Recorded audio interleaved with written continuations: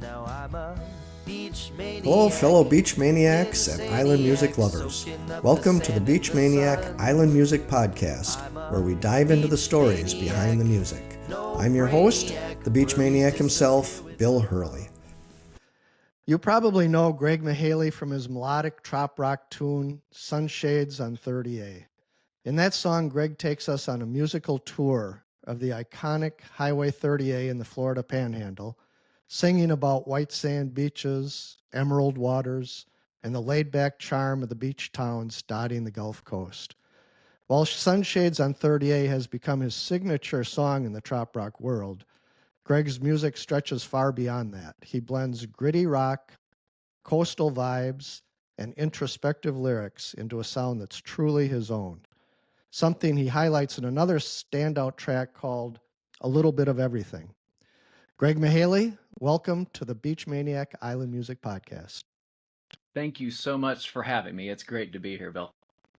All right, and you're joining us from Pensacola, Florida, is that right? Yep, Pensacola Beach, Florida is where I'm based out of, so yeah, that's All right. where I am. And yeah. that explains Sunshades on 38. So I want to talk more about all of your music and how you got to where you are today. But first, I want to jump right in and focus on Sunshades on 38. Gotcha. Tell me a little bit about that story and what's the inspiration behind it? This was probably, this was absolutely the first really intentional song that I wrote that was going to be a trop rock song. I know you went back and probably, listened to a bunch of, other stuff that I've done along the way that's, that spans. Right. There is a breadth there. But with Sunshades on 30A, it's definitely a different beast because this was the first one I wrote intentionally to be a trop rock song. It's also the first one that I've written, semi-recently that I really planned on sharing with somebody else and expanding into, the trop rock community and to some other artists, through collaboration. So this one I really wrote with I remember I was talking with Kenny Tice, who's over at Radio Trop Rock now, Right. and we were having one of our little conversations on Saturday morning, and we were just talking about who was doing well in trop rock, and we had mentioned Manalo and Jesse Rice and stuff like that, and I just decided that was kind of going to be my day, that I was going to go in and really start a song that could be a collaborative song. And so that Saturday afternoon, I started writing that song, and by Monday, the song was done already, past the point of, really needing collaboration or whatever. But, I was like, okay, well, I'll just go ahead and demo this up anyway. Maybe somebody else will want to cut it because, again, I'm writing this for someone else. And so I demoed it up, and by the time I got done demoing it up, I realized that I had a record. So I went ahead and put it all together and mixed it and sent it out to the streaming services, and so that's how it came to be. But it was supposed to be a beach vibe trop rock song that again I was going to collaborate and share with someone else, and it ended up just kind of turning into another one of my songs. So that's how it got here. Why did you feel you were writing it for somebody else from the get-go? For the past few years, I have been writing all by myself. I mean, I start writing the song, I record the song, I track the song, I mix the song, I master the song, I put the song out.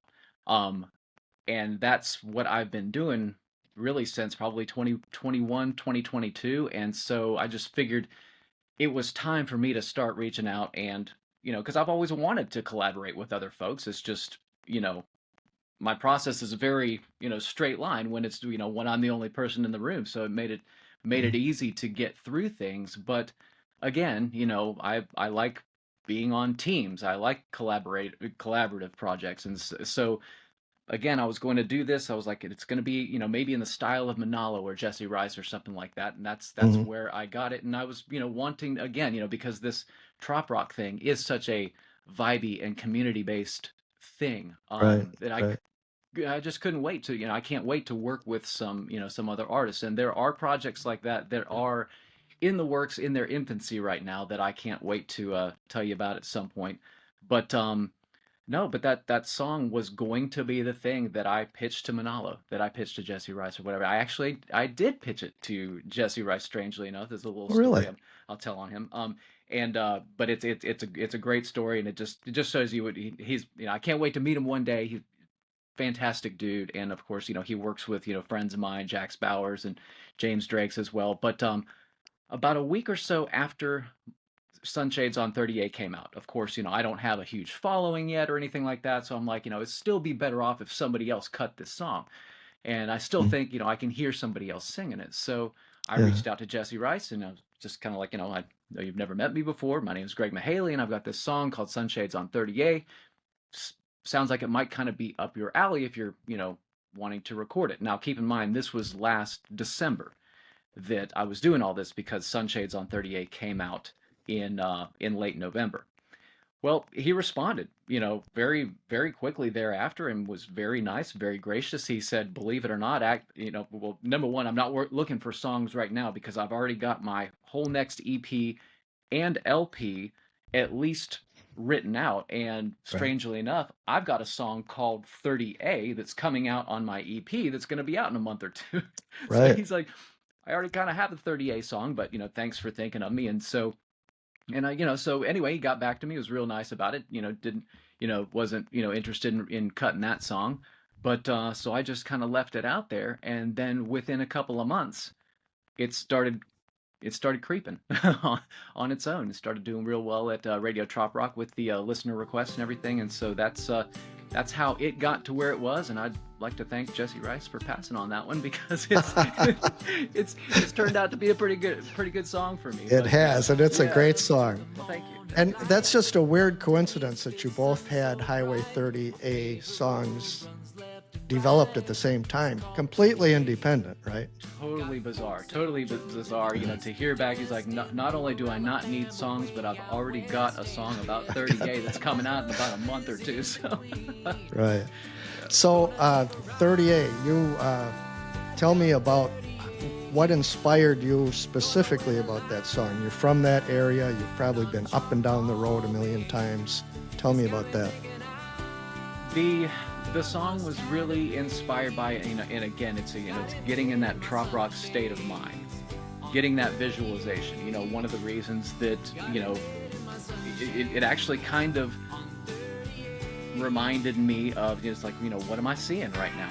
What are you seeing? What are you smelling? What are you feeling? What do all those things? And keeping it in that trop rock vibe. Also the setting that you put yourself in when you're writing it. I put myself in a vehicle when I was writing it, and kind of drove myself around the area. What's over there? What's over here? And so I just kind of really mapped out what anyone would see if they spent enough time down there. It's just like, my favorite road runs left and right. That's that east-west span, and just talking about all the memories, at least for me, that exist in this general area, and things that anybody who's been here at least once will be like, oh yeah, I remember that. And so just really putting it in that beach setting, in a cruising down the road type vibe and feel for that song. And again, that's one of those things that like Jesse Rice has that song called Cruise, that he co-wrote, that did really well with Florida Georgia Line. And so again, that's the mentality I was. It was just the riding around a beach town and area. What am I seeing, and what do I love about it? And that was the inspiration behind that. Right. And then you came up with a great melody to put it all together with. Thank you. So I'm gonna take a ride down 38. Gonna take my time if it takes all day. Yes, I know that I got it made. Got it made in my sunshades on 38. Gonna take a ride down 38. Beaches all around me every day. Tell you one more time, I've got it made. I got it made in my sunshades on 38.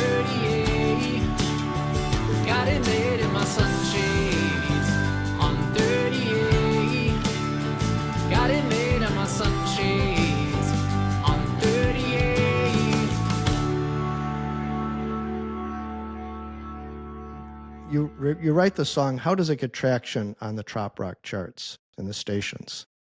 How does that come about? Well, the first thing that happens really is I try to reach out to, some of these Trop Rock stations. Now, I had some songs that were being played on some stations, but the really big station that it blew up on was Radio Trop Rock, of course. Mm. And they had actually, I had told them about the song. I think, maybe sent them an email, just kind of like a one-off email saying, hey, I've got this new song out. And, sometimes, how emails go, especially nowadays. So I think sometimes, 3/4 of the emails that I even send, sometimes just go completely unfielded. So, Right. you never know whether or not somebody got the Yeah. email or whatever. But I guess it was like either late December or early January when they reached out to me. They said, hey, we've got some listeners that say that we should be playing this Sunshades on 38 song on Radio Trop Rock. Can we do that? And I'm Hmm. like, heck yes, you can do that. Yes, please, please, please, please, please. And so they put it into their rotation.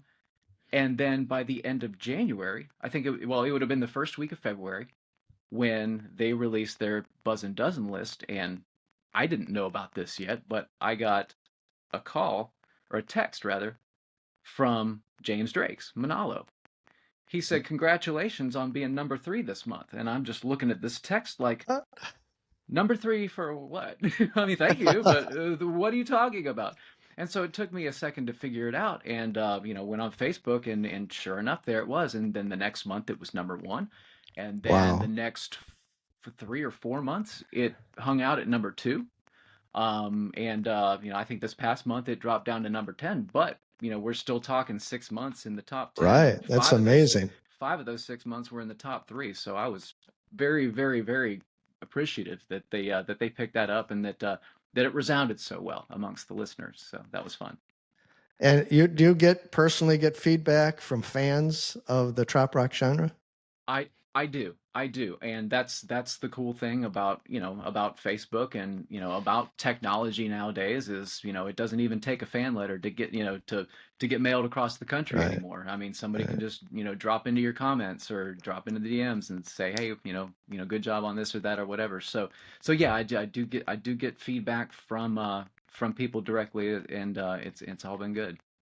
So Sunshades on 30A is a little bit different than a lot of your music in the past. Yes. When I listen to some of your other songs, there's a lot more grittiness to it. In a lot of cases, a lot more guitar riffs.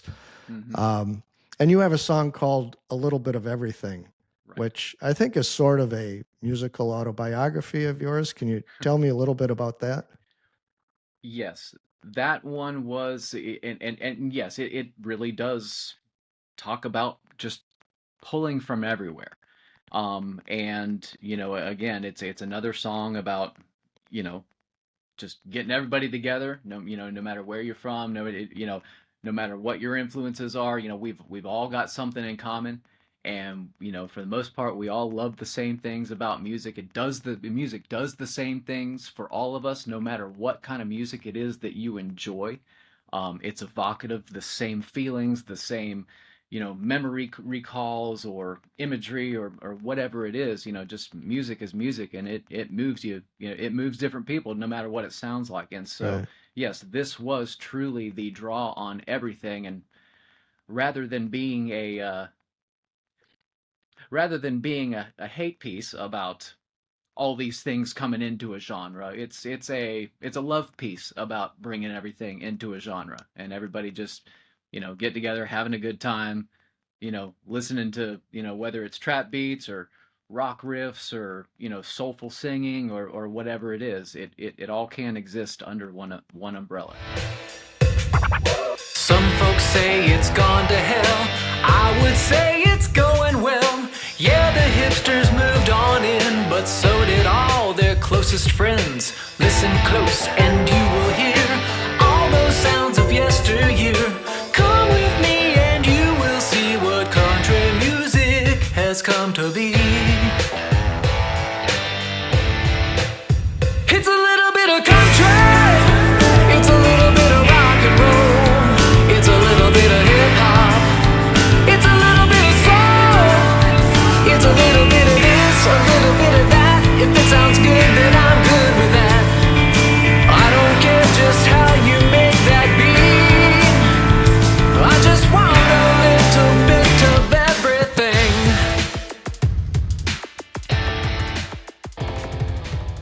would you personally describe your style or your sound?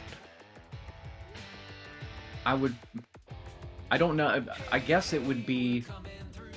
I mean, they're all really done in the context of a rock band. So I guess I would still call myself a rock artist or an alt rock artist.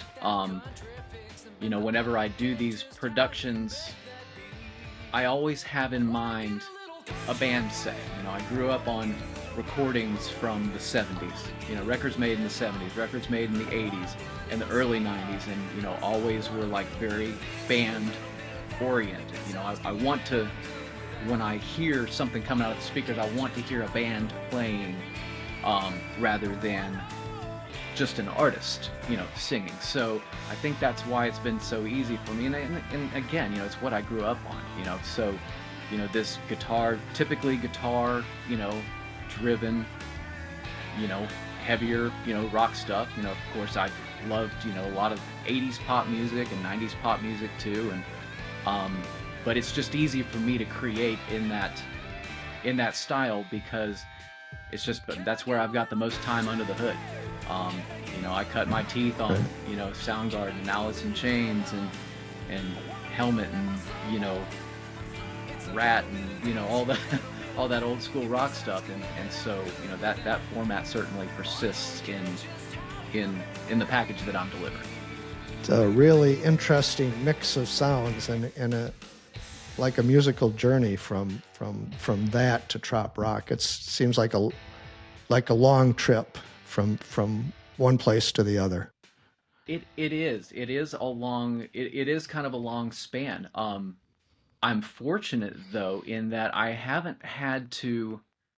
don't feel like I've really had to build a bridge to Trop Rock though, because I kind of feel like I'm still doing what comes naturally to me. And that was another thing that that I was considering when wanting to collaborate more is, every Trop Rock song isn't going to be a song that I'm going to cut necessarily with my name on it as an artist, but that doesn't mean they aren't great Trop Rock songs. That just means somebody else needs to be singing it. And so that again, that was one of my reasons for wanting to branch out is, I want to write way more songs than I would ever even put on one of my albums. And so again, that speaks to why I, wanted to reach out and collaborate, because I write more things than I would even record for myself. And, rather than that stuff just going to waste, it just needs to find its way to the right artist. So what are some of the other songs that you have that would fall into the Trop Rock genre?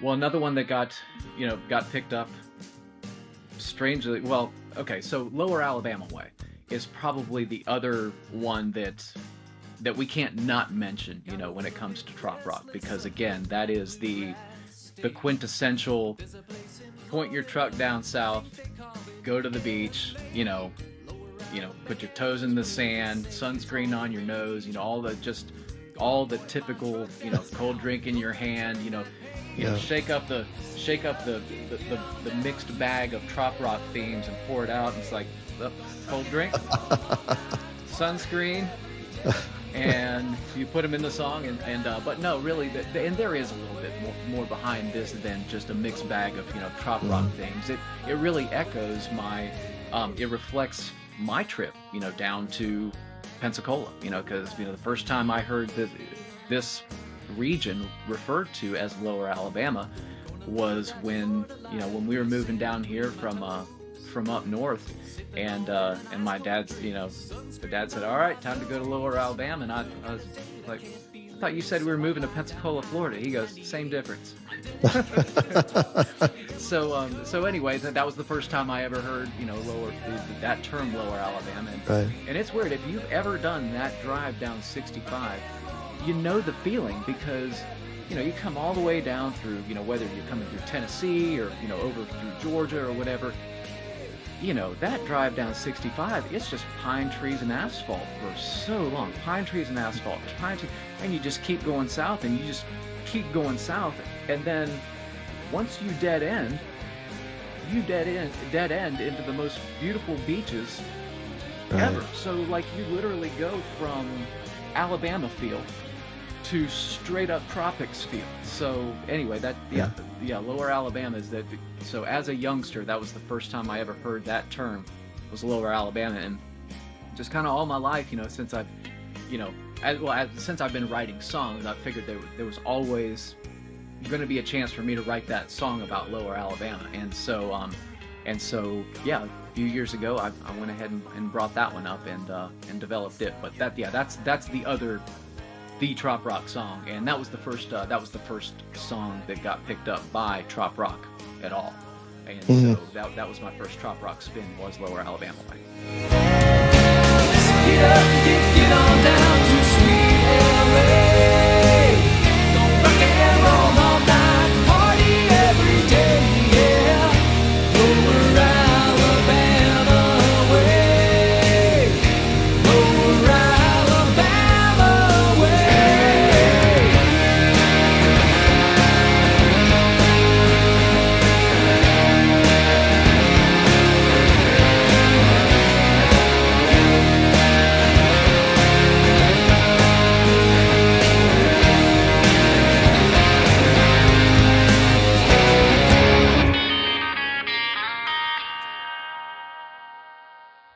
How about Covered in Sand?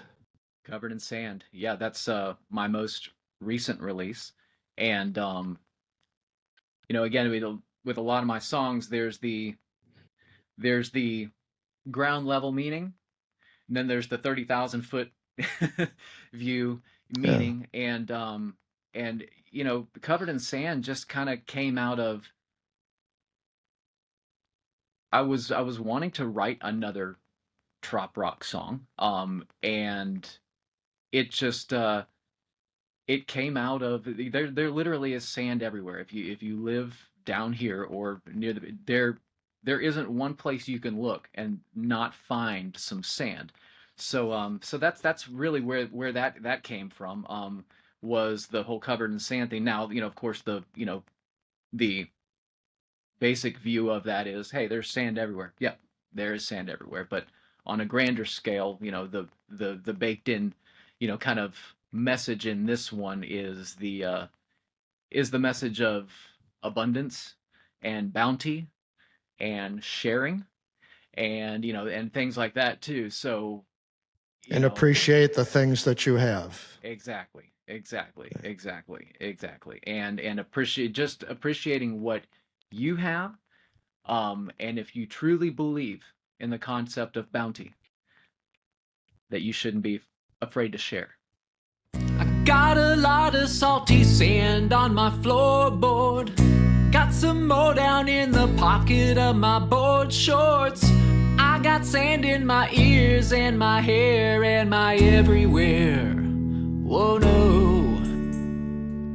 I kinda like a little grit down in my teeth, yeah. Quick reminder that it's really not a dream, yeah.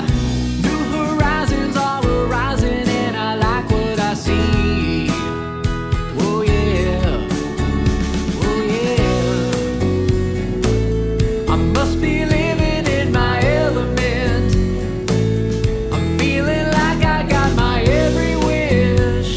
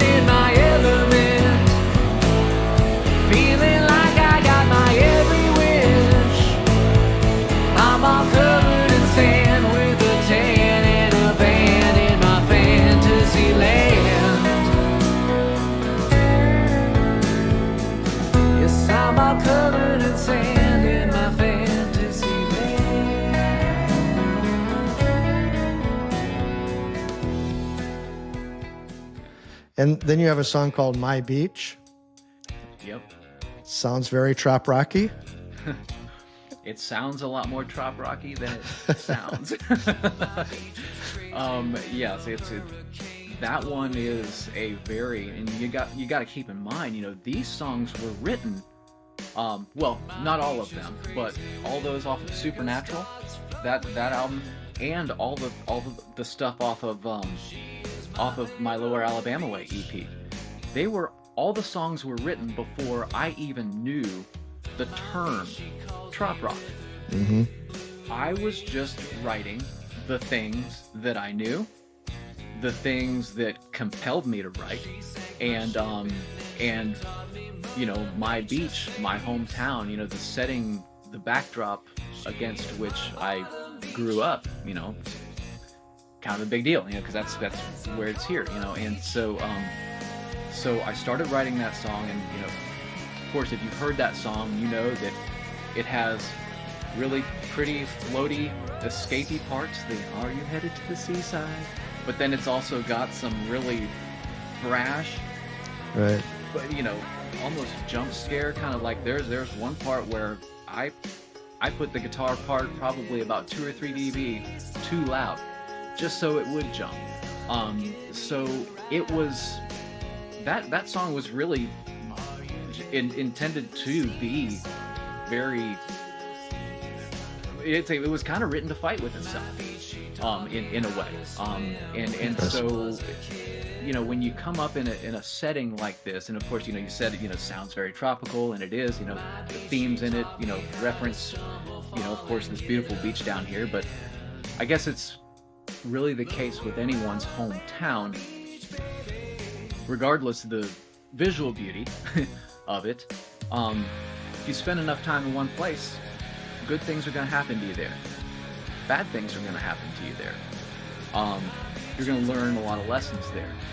You're going to win things. You're going to lose things. You're going to, life's going to happen there. And so this song really speaks to the bipolar nature of the happiest you can be and the saddest you can possibly be, all in the same place for completely different reasons. Yeah. And you just try to keep going. So that song really is, even though it sounds like a fun song, it is really a song that's it's got struggle and conflict kind of laced into it. But then again, it's got the beach themes, it's got people, things that people can identify with in it. It's got the ukulele part in it.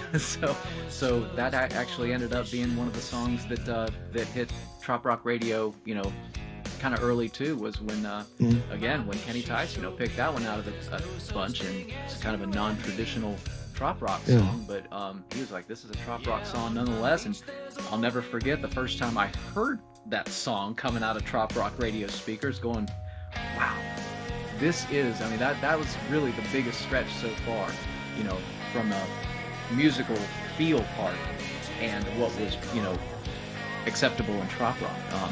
And again, that's been the best part about Trop Rock, is I haven't really had to change anything that I'm doing. I just really have to do more of what it is that I'm doing, and they welcomed me in, and said, don't change a thing. We love what you're doing, even though it's different. Welcome aboard. And again, it just speaks to the breadth of the Trop Rock, genre or umbrella. And your song Stroll On, is that sort of similar that way? Kind of a gritty song that is somewhat Trop Rock? Definitely. It's got the themes. It's, strolling down the beach with opportunity and reach. I don't want for nothing. I got everything I need. It's just, it's kind of like a carefree song, but it's also a song about motion, and motion begets motion, momentum begets momentum, to keep going, to keep trying, to not stay in one place for too long, to keep improving yourself. So yeah, I guess that's just a song about carrying on, and and that one was a lot of fun because that one's got some different feels in it too. It's got kind of like a funky-ish, verse almost. I've heard it described as kind of more Chili Peppers, type verse, and then it goes into that that really stompy chorus that would almost be, I don't know, I guess I'd have to describe it more Rage Against the Machine, than anything else too, because it's pretty slammy. But again, because of the because of the lyrical content, because of the overall feel, and hard rock has always been beach music to me. A lot of folks say beach music is it's Buffett, it's Kenny Chesney, it's Zach Brown, and they're not wrong. They are absolutely right. But when you grow up on the beach, everything you hear is beach music. So all of the songs that I was listening to, riding around with my dad or whatever, like all the Jefferson Starship is beach music to me. AC/DC is beach music to me. Like a lot of this really heavy rock stuff is what I do associate in my mind with beach themes, because again, this was the backdrop of my upbringing, and so I draw probably more beach correlations to heavy metal and hard rock music than maybe some folks do, because again, that was the soundtrack of my upbringing against this beach backdrop. So to me, beach music, with what I grew up on, that setting and that feel, there was a lot more allowance for some really, really heavy, grungy content there, and so it's still here. Very interesting. It adds a lot of adds a lot of messages and philosophy and nuance to beach music, to trop rock music, that a lot of the songs don't have. They're fun songs, but they don't necessarily get into those more serious messages. Yeah.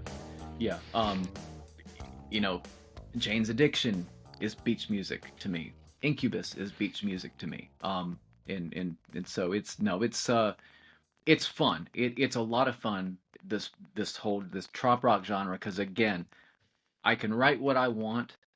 I don't have to change. I just haven't had to change a bit.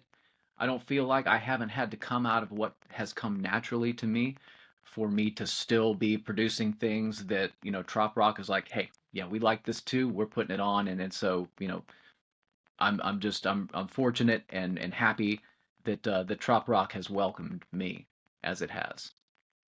Awesome. Yeah. So tell me a little bit about yourself. Where were you born and raised, and how did you find your way to Pensacola? Originally, well, I was born in Cleveland, Ohio. And so I was there for a little while. My dad was, civil service DOD. And so we just kind of went from naval base to naval base. So while I wasn't a military brat, I was really young. We moved from Cleveland over to, we went over to Maryland for a while. We were in, because my dad was at Pax River.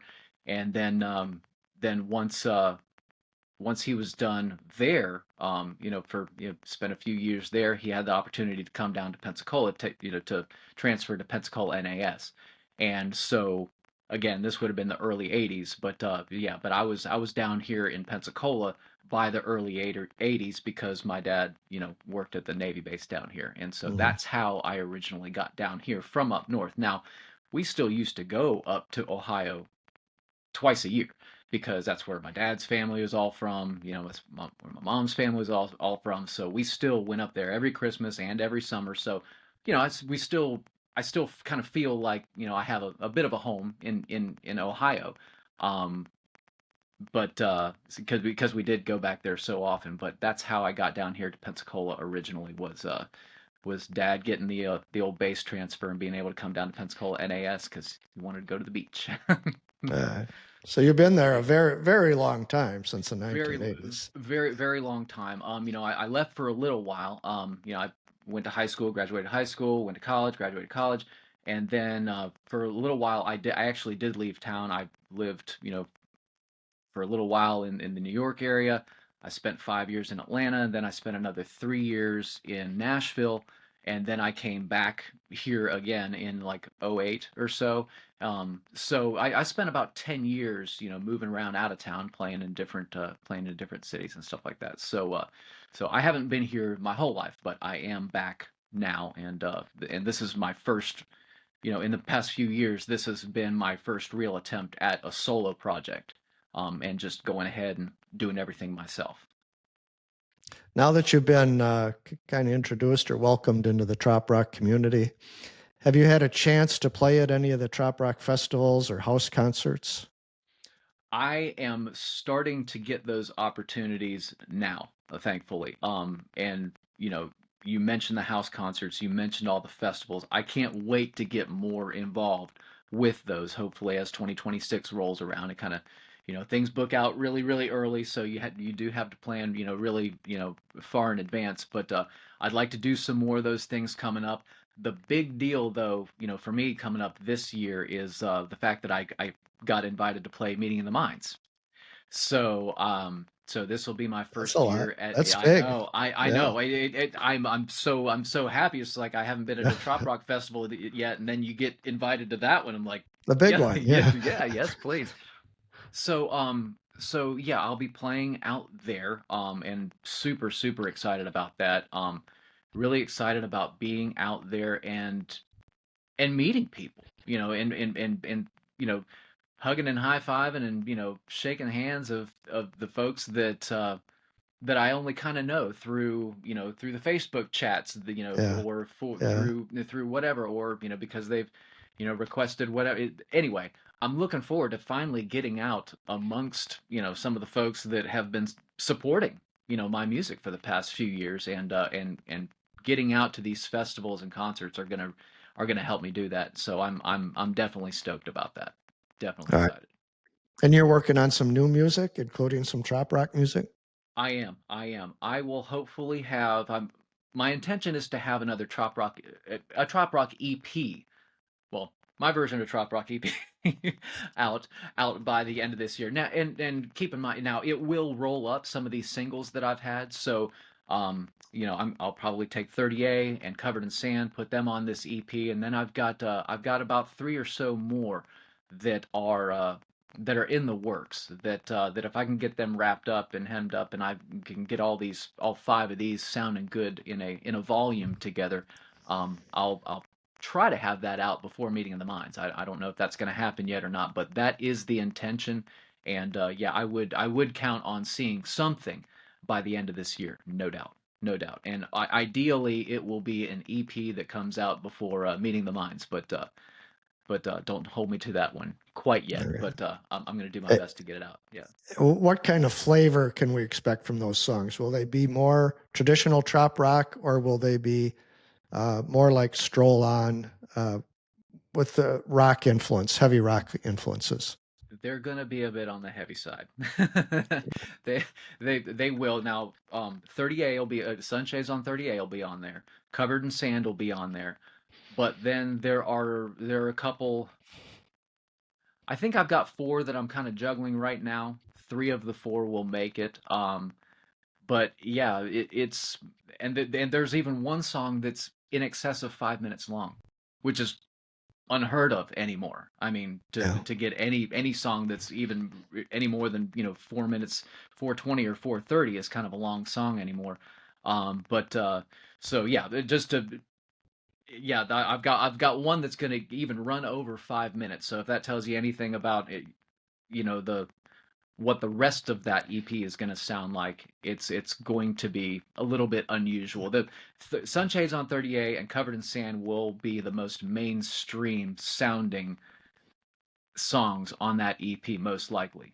But I'm really liking where these other songs are going too, Mm. and so I think you'll dig it. It's just one of those things I can't really tell you about what it is. You're just gonna have to hear it and then see for yourself. Look forward to it.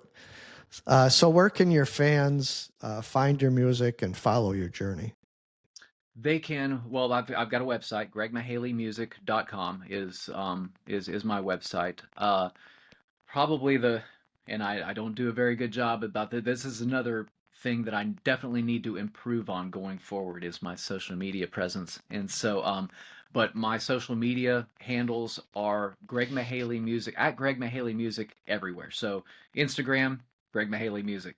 Facebook, at Greg Mihaly Music. YouTube Music, at Greg Mihaly Music. So that's where you can find all the music and any updates on the things that I will be doing. Like that's where I'll go to like post shows or anything like that. So yeah, that's the best place to find me. All right. Any other final shout outs or beachside wisdom you'd like to share with our listeners? None right now. Not, I mean, other than to say, this Trop Rock journey has been fantastic. There's no way that I can sufficiently express how thankful I am to not only the folks who are listening, but to a lot of the people in this industry, and a lot of the musicians who, I don't know. I've worked in rock circles. I've worked in country circles. I've been in a lot of different settings with a lot of different sets of folks. But good Lord, man, this has been just such a nice. Trop Rock has been this nice, warm jeans out of the dryer on a cold winter day. For someone who's been playing music for so long, doing a bunch of different things, and then I get into this, and it finally feels like it finally feels like you've set the hook. It finally feels like you've engaged with something that wants to play back, and so Trop Rock fans, awesome. Trop Rock musicians, awesome. I mean, I've just had nothing but great experiences with these folks in Trop Rock. So I guess if there's any send-off message I have, it's thank you. It is just thank you for everything, and I'm gonna keep putting music out, and hopefully everyone will keep requesting it, and I really hope to see more people more often at some of these events that you were talking about, and yeah, just looking forward to what things lie ahead, between my new music and collaborations again that I'm working on with as well that I can't wait to tell you about. This is going to be fun. It's going to be fun going forward. I'm excited. Great. Yeah, it is a very special group of people. It's a special community is what it is. It absolutely very is. Good people. It absolutely is. All right. Well, thank you, Greg. It's been a pleasure talking with you, and I look forward to hearing more of your music down the road. Look forward to putting some out, man. All right. Talk to you later. Thanks, All right, Greg. Thanks. All right. Take care. All right. Bye-bye. Thank you again, Greg Mihaly, for joining me on the Beach Maniac Island Music Podcast. For more information about Greg, visit beachmaniac.com, where this podcast is housed and where you'll find both an audio and video podcast, along with some video clips, a blog with a podcast transcript, and links to Greg's website, Facebook page, YouTube channel, and Instagram account. You'll also find the video podcast on the Beach Maniac YouTube channel. Just search for Beach Maniac Island Music Podcast. And thanks to everyone for joining me, Bill Hurley, the Beach Maniac, as we go behind the scenes and explore the magic behind the music. For more about me and my passion, visit beachmaniac.com or contact me at bill@beachmaniac.com. Remember, whether you're soaking up the sun or catching the waves, we hope you're feeling those good beach vibes. Until next time, keep the sand between your toes and the ocean breeze in your hair. Stay safe, stay cool, and we'll catch you on the next wave. Traded suit ties for sandals and caps. Won't ever go back.